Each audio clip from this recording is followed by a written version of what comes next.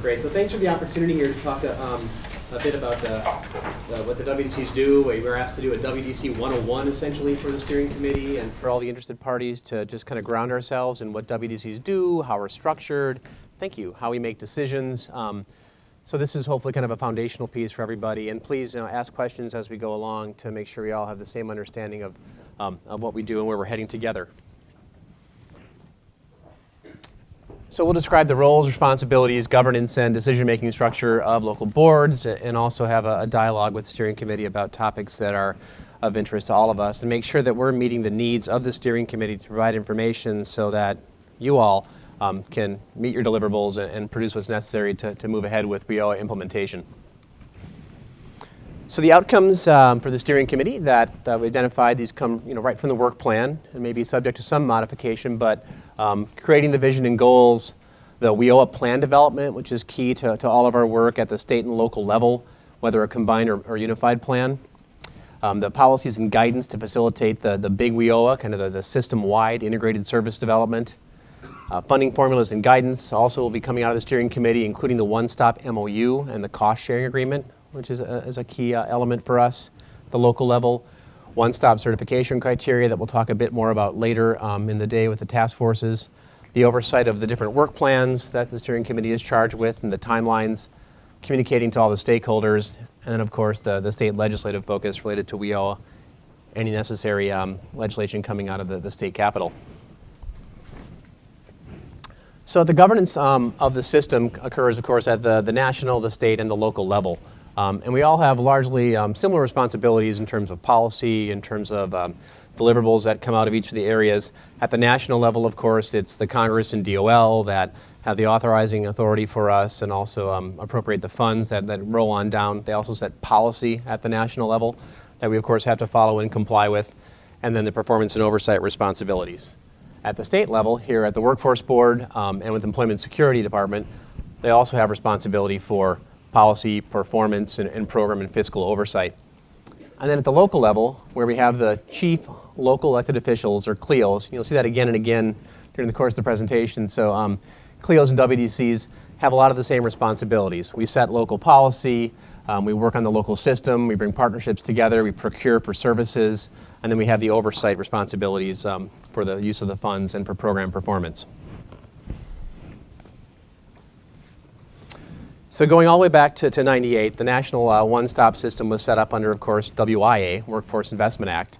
And this was a major restructure that occurred back in 98, and it brought together over 60 different workforce programs and agencies under 4 titles, which are repeated in WIOA.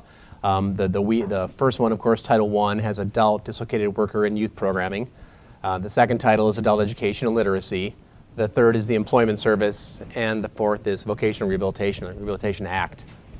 And the goal, of course, was streamlining, coordinating services with the goal of integrating them to better serve businesses and job seekers. Very familiar territory for WIOA as well, and this was carried over into the new act. Universal access for all customers was key. Anyone walking in the door of a one-stop can get the services they need, whether you're from a targeted population or a customer just walking in the door. And the goal is to serve everyone. And of course, managed at the local level by local boards with an increased amount of accountability. So we have a lot of accountability at the local level for meeting program performance and using the funds appropriately and being in compliance with regulations. And then key to all this, and this is a very repeated theme, is the flexibility at the state and local levels to meet the regional needs of our different labor markets. A very diverse state, very diverse states in the union, and it's key to have that flexibility across the board so that we can better meet the needs of all of our customers. So Mark, can I Sir, ask a question? please. Can you back up on the accountability piece here? Can you explain accountability? You're accountable to your board. Right. And then accountable also to ESD to fulfill the mission, or the state workforce board's direction, or what? All right, several levels. So there's program accountability wherein we have to write a local integrated workforce plan that aligns with the state workforce plan, or high skills, high wages. And then you also have program performance within that, where there's negotiated targets that we negotiate at the local level with the workforce board on the targets that we'll make for the programs each year and which ones and how we'll meet those. And then you have the fiscal accountability as well for the use of the funds to ensure that all the funds are spent appropriately per the federal or any state guidelines that are issued. So it's kind of accountability at all those three different levels. And at the local level, the accountability, is it tied with local government also? Is there accountability back to the cities or the counties? There is, that's in the plan, and so and we'll get into this a little bit later, but the chief local elected officials are fiduciary for our funds, and therefore we're accountable to them for the proper use of all these. And we're monitored by the state to ensure that we're fiscally accountable and for the program as well. But at the end of the day, it ultimately rolls up to the chief local electeds for responsibility. Okay, thank you. Sir. Also, if you wouldn't mind, unless you're going to cover this later, on the flexibility piece, could you give some kind of on-the-ground examples? You know, what would be the difference between, say, a Seattle WDC priority versus a Spokane? Right. I will get into that a little bit more later. If you could hold that question, I'd be happy to address that a bit more in detail. Of course, the Washington One-Stop System, and this is under high skills, high wages, the goal of preparing workers with the education and training to land family wage jobs and provide industry with the workforce that they need to meet their needs and move our economy ahead. Two customers, our business and job seeker customers that we were focused upon with the goal of improving outcomes for both groups. And of course, our local collaborations, design, develop, implement, and deliver services at the local level to meet those needs. Providing integrated program services is key. Minimizing duplication has always been a large goal of ours, and data entry necessary to record the information. Minimizing how many folks you have to contact. So on the ground level for our customers, looking at a customer-centric perspective, the goal has always been to ensure that when someone touches us, they don't need to go to door to door to door to get the right service, but rather that one stop is truly a one-stop environment with optimized levels of assistance for every time you touch the system. So in Washington State, we have 12 workforce development councils and 12 workforce development areas. There's about 600 across the entire country, and 12 of which are in Washington State. And then they each have a WDC. We're responsible over the course of the last year for about $45 million in Workforce Investment Act funds at the local level. So this is it's a system that has a lot of resources that are deployed in support of our citizens and businesses across Washington State. And each area, to your point, Jeff, is very unique. We've got urban, rural, large, small, east side, west side. There's a network of one-stop centers throughout the entire state, more than 25 of them, plus affiliate sites, plus connection sites that offer portals into the system so our customers can access the workforce system. And the diversity of this is such that if you look at Eastern Washington Partnership WDC, this large one on the eastern side of the state, this is 9 counties, about 208,000 people and 14,000 square miles.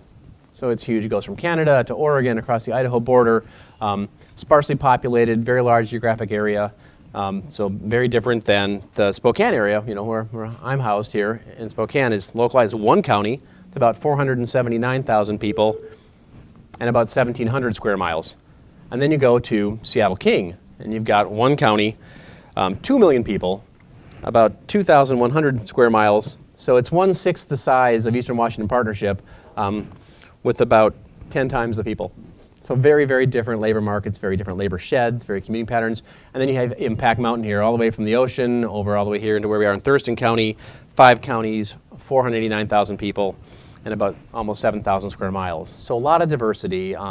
All of our areas, and that's part of that flexibility, and the unique nature of this requires that we have a system that can flex out to meet the needs of these very different areas. It's not a one-size-fits-all system, but rather has to be customized to meet the needs of your local labor market. And that's what your local WDCs and your local partnerships all put together, is solutions that meet the needs of whatever the area happens to be. So under the law, there's a lot of diversity here, but we share one thing in common, and that is it does begin with the chief local elected officials, or the CLEOs. The funds flow from the feds to the state, to the governor, and then on down to the CLEOs, who are indeed the grant recipient. They're fiduciary for our funds, as I mentioned, and they constitute the board. They appoint the board members. They determine who indeed is the administrative entity, who the WDC is at the local level. They develop and approve our plan and accountability measures, and then they work together with us to create the model, approve the budgets and performance outcomes, and then include the one-stop delivery system as part of the overall comprehensive plan. So in WIOA, it includes all the language in WIA, as well as our CLEOs will be consulting with the governor and the state board and others to identify local areas and planning regions. They can request the local area designation, which we referred to earlier. They, of course, appoint the board members based on the criteria that are established by the governor. and then they conduct this regional planning every 4 years with the local boards. So they're a key player in this and really help to shape and influence the design of the local system to better meet their constituents' needs. So under WIOA, that's with the old law, of course, we had 51% business, comprised of members from key industry sectors. It's a business-led majority on every single WDC board in the state and in the nation as well. And that's a key thing, to have the voice of business helping to really drive what happens in the service delivery system.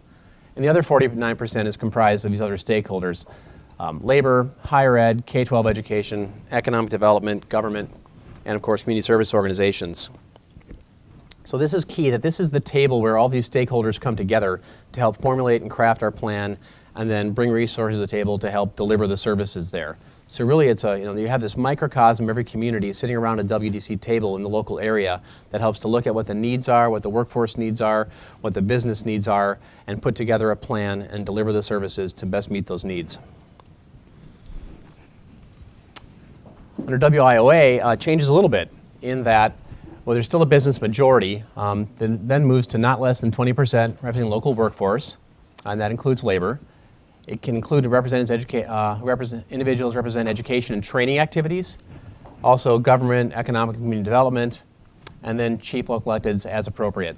So it's a little bit different here, and this is where we have some decision making to do as a state to decide what local boards will indeed look like and what the minimum number of members are. We have the opportunity under WIOA to shrink the size of boards. Boards range in size from, we'll get to a little bit later, but from anywhere from 19 members up to 42. So this is our chance to figure out what's the best size for Washington State at the baseline, and we can always increase that as the state feels appropriate. If I can again, Mark, if you don't mind, is this then where the subcommittee that we have, is this where that's going to be talked about?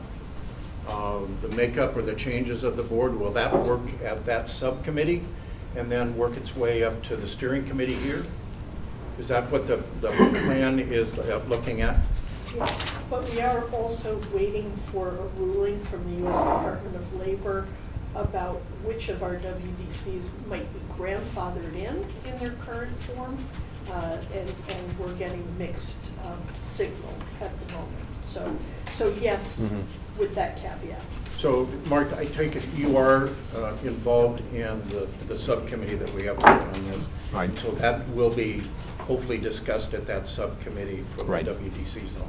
Right. Okay. And a recommendation will then come up to the steering committee. And is a lot of that wanting to change the makeup of the board because the board is very large now? You want to shrink the board, or just different composition on the board, or a combination thereof?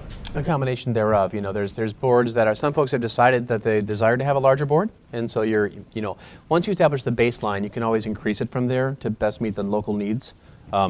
But the key thing will be to actually establish what the baseline needs to be, for boards across the entire state and across the country. Other times boards have, you've got certain requirements to meet that are baseline requirements that get you up to a level of, X number of members and such, and it can be difficult sometimes to, maintain that level on the board. If you're a large rural area like Eastern Washington Partnership, they only have 19 members. They've got to have members from across that 14,000 square mile area and such, and so it can be challenging to maintain, a larger size board. So they've managed to reduce it down to exactly what the level needs to be at the state certification level.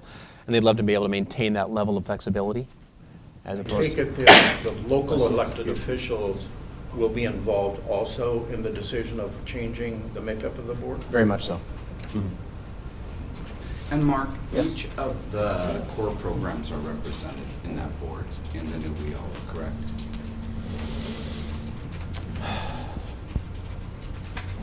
Got VR. I'll look to the workforce board. Do we have all the core programs? Is adult ed is a mandatory member? Yes. Correct. Yes. Yeah, of the four. Great.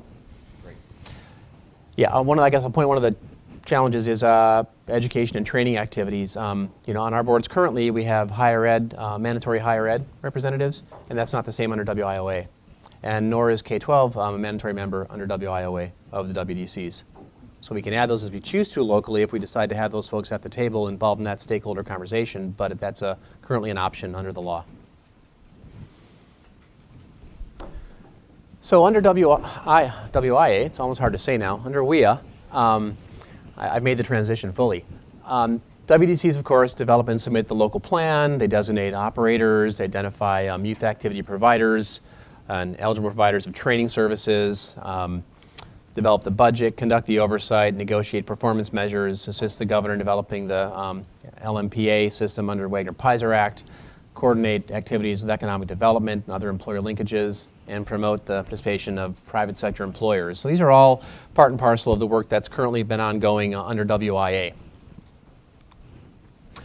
Under WIOA, it's kind of the ante has been upped, if you will. Local boards have been strengthened under the new act and given a lot more of a strategic planning and implementation role in the local areas. These are all things that are actually called for in the new act itself. That these are shalls or musts that must be done. Research and disseminate local labor market analysis. Lead the regional business engagement. Lead the career pathways development. Lead efforts to identify and promote best practices.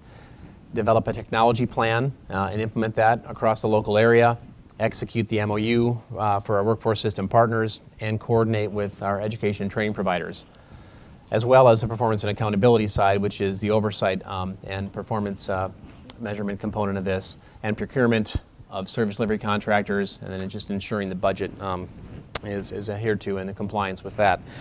So there's a lot more around the planning component of this, and this is a big focus of the Act, and so boards are being asked to do a lot more around this and understand that, this Act was written for a national audience as opposed to a Washington audience, and a lot of it was based upon the Washington system, so we're doing a lot of this work. If you look around WDCs across the entire state, you're going to see a lot of this work being carried out already across the board, so it's incumbent upon us to figure out how to enhance what we're already doing in a lot of cases, as opposed to start from scratch. Although in some other states you'll go to, you'll find areas that they have not been engaged in this level of work before.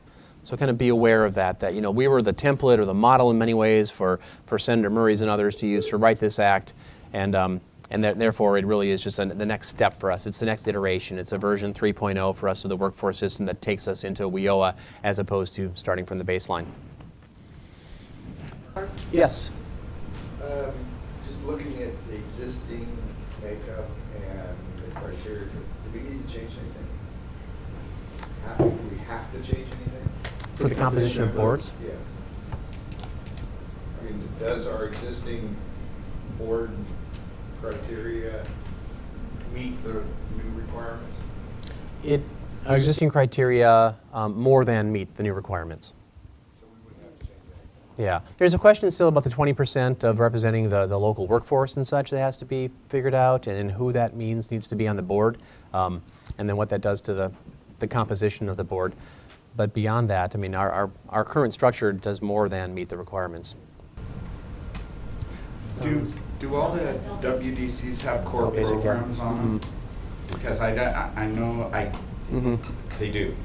Well, because of for instance, in adult basic ed, in particular, speaking to your stakeholders, because we have the community college on boards, and they are the operators of adult basic ed in most areas, they have that representation. And Voc Rehab is a mandatory partner, and the Employment Service is a mandatory partner currently under the certification criteria, so we have the core programs covered. ABE is not called out specifically, but because the community colleges are there, that's considered to cover that share. Yeah, and the ABE directors across the nation are saying that they don't believe that's accurate, just so you know that. So they're looking for clarification Sure. on that. And that's a great point to make in that, so Marty, to your point that, current boards cover that, but there might not be adequate representation as perceived by some of the stakeholders. They want to have their own chair there. So every time you add, of course, another seat for a member who is not a business member, then you have to, of course, add a business member. And so this is where we get into that, you kind of accrete board members as every non-private sector business rep gets added, you have to offset them with another person. So that's how boards can become somewhat bulky. So if we could start with a baseline, that's the bare minimum, and work up from there, it'd be a lot easier for boards to manage that process. Mark, you may have mentioned this, but this list versus the prior list, did you call out the things that are very different, that are going to create a new thing, a new activity, a new priority from this list that's different from the prior list? Or is this the list of all new things? This I is didn't, the- I yeah. didn't hear that at the beginning. This is the when you list got of to things that are called out specifically, and there is some overlap between the old act and the new act. So which ones of these things are new, if you wouldn't mind? Right. You know, a new thing is this lead component that you see a lot mentioned, where they actually have the lead the efforts in that, as opposed to coordinate or manage. There's a real leadership role called out for local boards in conducting this level of work. This coordination piece, education and training has been in there and is critical and such. The MOU has been in there before. Technology based, I would call it as a new thing. Back in '98, technology was a little different. I think I had AOL as a service provider. Right. Yes. Yeah. Pagers are gone. Cell phones aren't brick phones. So that's a piece that the ante has been upped around that and developing a technology plan. And then business engagement has always been in there, but again, it's that leadership component. Career pathways is mentioned throughout the Act and is relatively a new concept in the Act itself. We've, of course, adhered to pathways in Washington for a long time. But this leadership role around career pathways, we've got to figure out what that means in concert with K-12 and with post-secondary ed to make sure that we're articulating pathways that make sense for our state, that are tied to industry demand, that lead to credentials, that lead to employment. And then on the performance accountability side, would you call out what might be new?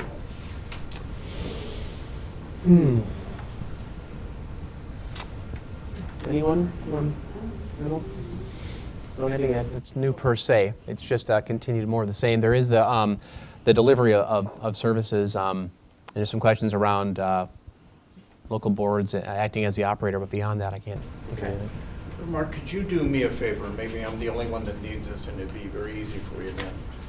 Is under your current board structure under WIA, could you lay out for me who the old act actually said has to be on there? And then under WIOA, any of those new ones that have to be on there, and it may eliminate or lesser who you have to have under the old act. You understand what I mean? Right. So I can kind of see a little better to me, I think what you asked is what is supposed to be on the old one, what was demanded to be on there, what was required to be there.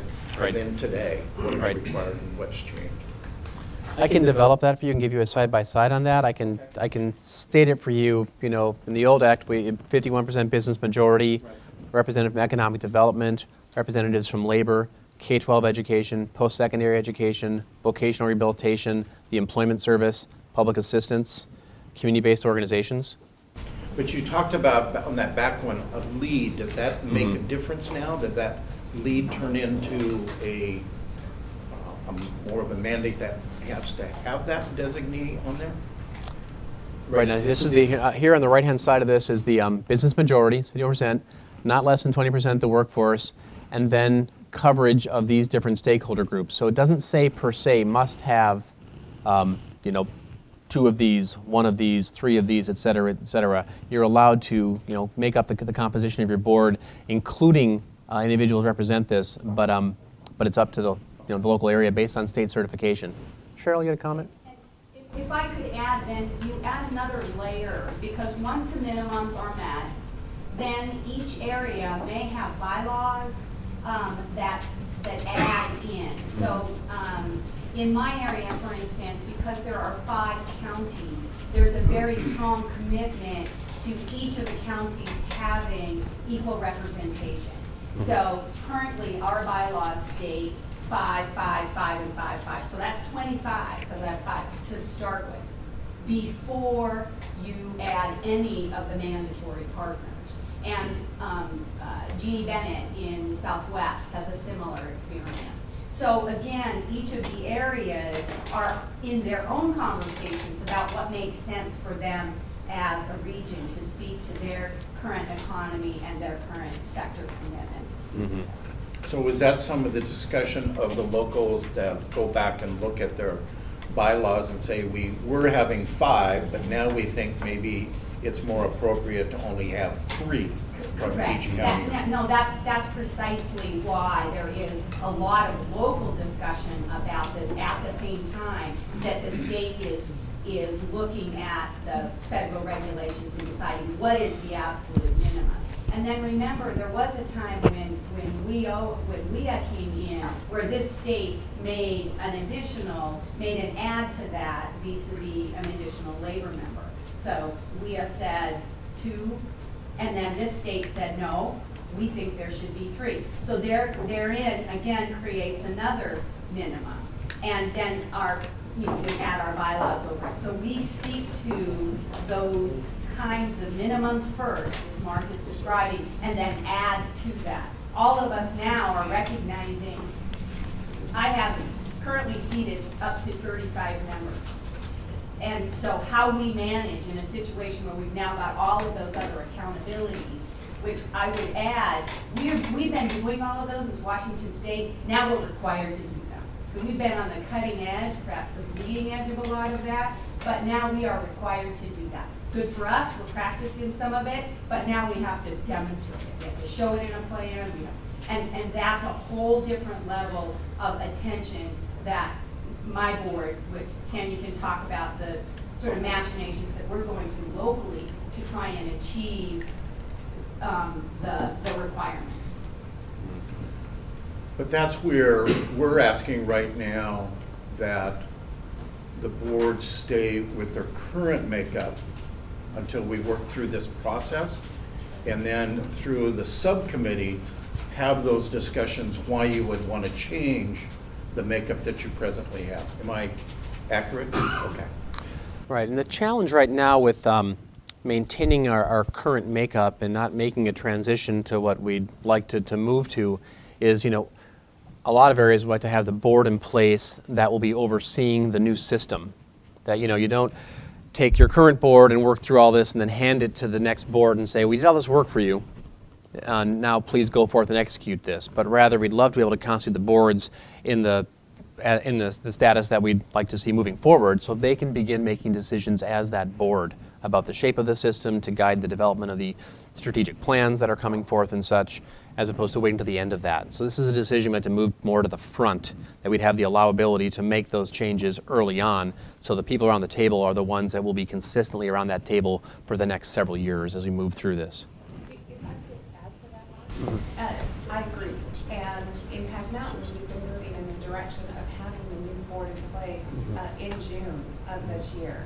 And all of our efforts, we ramped up our efforts. Our retreat this month is totally focused on what will our board composition look like. And then the executive committee will be working on synthesizing all of the information and then making the changes. So that in June, we then start working on everything else that needs to be worked on. Right. So we're hoping to have the authorizing environment from the state level that allows us to do that. That's an understood component of this. That's a step that we need to take to move in the direction of what the next things that will come are. I know we need to move the agenda, but I believe that WIA provided for at least 2 labor members. And the executive order created a 3rd. But the way it was stated was a little bit askew. I'll just lay it at that, but please move on, please.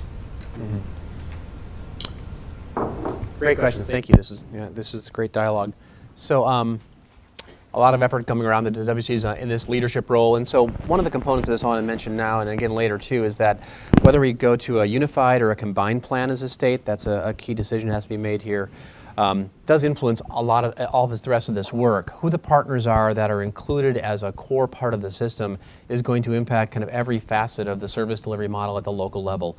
It's going to impact our budgets, this workforce system MOU that has to be with cost sharing has to be executed, as well as facilities considerations, who will be in the center in offices, as well as who's just providing services to our different populations and such. And so that's one of those I'd like to lift up, for consideration and I know it's on the timeline for being done by June, to making that decision and such. So the sooner we can get to that type of a decision, the better for everybody, so we can again move forward with partners around the table that are that make sense for what's to come in the future.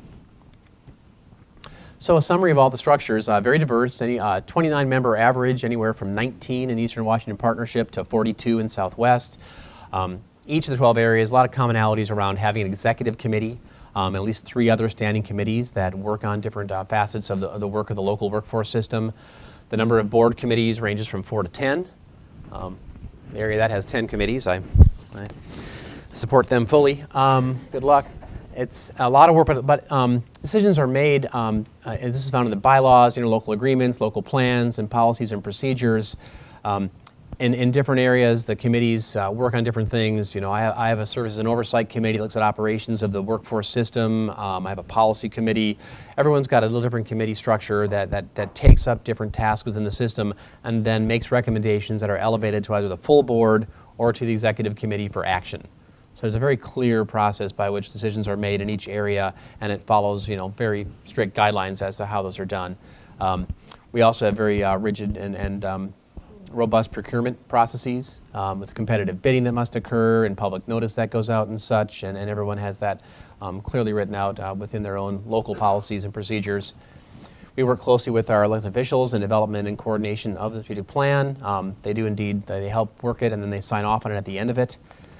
In some areas, our local electeds are members of executive committees or have designated seats on local councils. In some places, it's both. In some places, you have a separate committee made up of elected officials that meets on a regular basis to talk about the work of the WDC. So, and overall, they're very engaged in the work of the workforce system across the board. How many areas have the local elected as a member of the committee or their executive committee, and how many do not? There's a summary document that follows this that I think that information is in there. I don't have that at the tip of my, but we've detailed that. And if questions like that aren't answered, we can get that information for you. Are there any standards on composition and number of members on executive committees amongst local authorities? No, and again, that's subject to local bylaws. So you've got your bylaw process that details, how your committees are chartered, who sits upon them, who's ex officio, who has voting rights or not voting rights, et cetera. And that's all kind of based on local preference. And who develops the bylaws? The board itself. That's the board process. Each board has a set of bylaws that govern them, and then they're revised every few years and amended based on new practices that come into being. I would imagine that with the advent of WIOA, as we move through this thing, you're going to see a lot of bylaws changes that will likely occur across the system just to encompass the new work. And again, just around the structures, WDCs have always been subject to the sunshine provisions of the Act in conducting work in an open, transparent setting, open public meetings with notice given on the websites and elsewhere. So you've got a very open, deliberative process that occurs across all WDCs with all the stakeholders that are engaged in the conversation. When plans go out, they're open for public comment for a minimum of 30 days, oftentimes more than that. RFPs are open in public as well. So it's really quite a transparent system as it currently stands, and that will of course persist into the new Act. So the daily work of WDCs, and again, this is a $45 million enterprise across the state, and so a lot of work goes on around the management and coordination of the worksource system. We have centers, we have affiliates, we have connection sites, many portals that customers connect with us into our systems, and many staff devoted to both job seeker services as well as business services in those sites. We, of course, oversee all the Workforce Investment Act grants and services that are delivered across the state. The ongoing convening of different stakeholders to identify needs, design services, and leverage the resources to better serve businesses and workers. And that includes resources from partners that are currently in the system, that are funded partners, as well as community partners. We work a lot with different libraries, with community-based organizations and others to bring them into the system to figure out how we can better serve their customers and how they can work in support of the overall system goals. We do write a lot of grants to bring in additional resources. The $45 million is nowhere near enough to serve all the need that's out there. I think last year we served 482,000 customers across the WorkSource system in Washington State. 482,000, right? So, and that's adults, that's youths, that's individuals that are in school, students as well. So, Is that individual people, or is that individual, you know what I'm saying? right, services, right, yeah. Yeah. I believe it's an unduplicated count of individuals that receive services across the state. And so we bring resources in and then manage the grant funds to ensure they're used properly. Analyzing labor market trends is an ongoing core component of our work in partnership with the Labor Market Performance Analysis Division of ESD to analyze data and then develop tools and strategies to resolve the gaps that we find. And then connecting our customers to the workforce system is key. So a lot of this work is done. I don't know how much time you want to spend on different examples of the work that goes on out there. We do a lot of regional planning across the entire state. Oftentimes it's based upon the sector that we're serving and whether the sector crosses over into other labor markets around us and other WDAs. We've long been proponents of sector strategies and bringing together employers and stakeholders around a certain sector needs, focusing the work upon that. There were skill panels that were funded in a while ago. I'm starting from the Workforce Board that have also kept on going, and local areas have taken that and shaped those to meet their own needs over the course of time around manufacturing, around healthcare, around IT, around public employment. So there's a lot of work that goes on around every single area in the state already with this. And it does span the different jurisdictions. It's not as if one sits in one's area and just does work to serve your own one county need. I often partner with Eastern Washington Partnership because we share a lot of the same labor shed. The same thing goes on elsewhere across the entire state. And again, the sector lens is one that we've used for quite some time to govern a lot of our work, recognizing that sectors are the economic engines and drivers of the state, and you've got to serve those needs, whether they're solely within your own area or whether they cross over into others. And that also goes for other states that are adjacent to us. A good example is in Southwest Washington, where you have across the border you have two other WIBs, or Workforce Investment Boards in Oregon, that work with Southwest WDC, and they have the Columbia Willamette Workforce Collaborative. Did I get that right? And they do a lot of work because they share the same sectors across the river there, and license plates go back and forth across that very congested bridge all day long to go to work and home. So a lot of great examples of the work that goes on around that. And of course, the regional planning that has to occur around WIOA is going to require us to be looking across state borders. I'll be looking over into Idaho, and they'll be looking at me. And we'll try to figure out how we can work together better across that border to ensure that we're serving our business and workforce customers.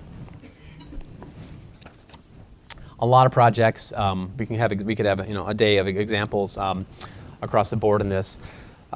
These are just a few of them, a few samples of different ones across the area that are usually, you can look at their sector based. They're based on manufacturing, upon different companies, bringing companies in and recruiting them.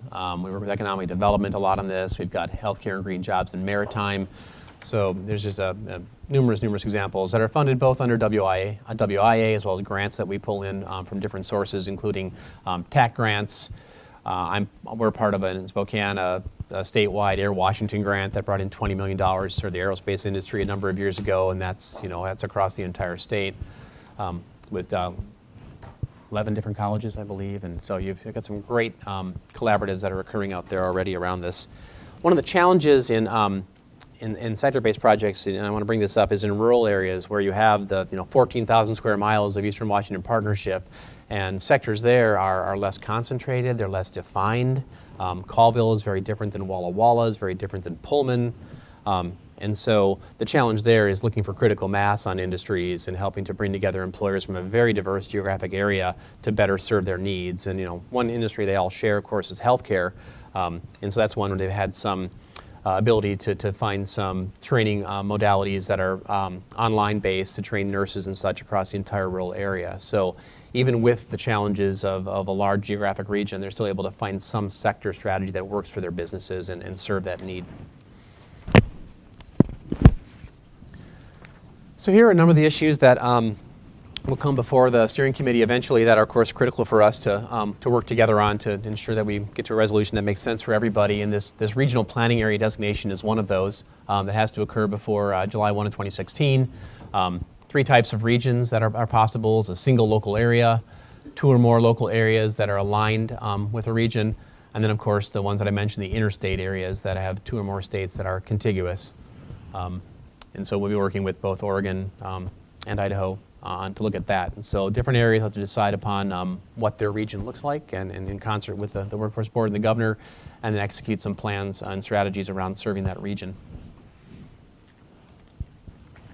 The planning requirements, this will of course include the CLEOs as well as local boards to conduct the process. We'll be developing different initiatives around that and coordinating all the different services within the region to serve the needs, and then submitting that plan at the end of the day, and then working within the plan over the course of time.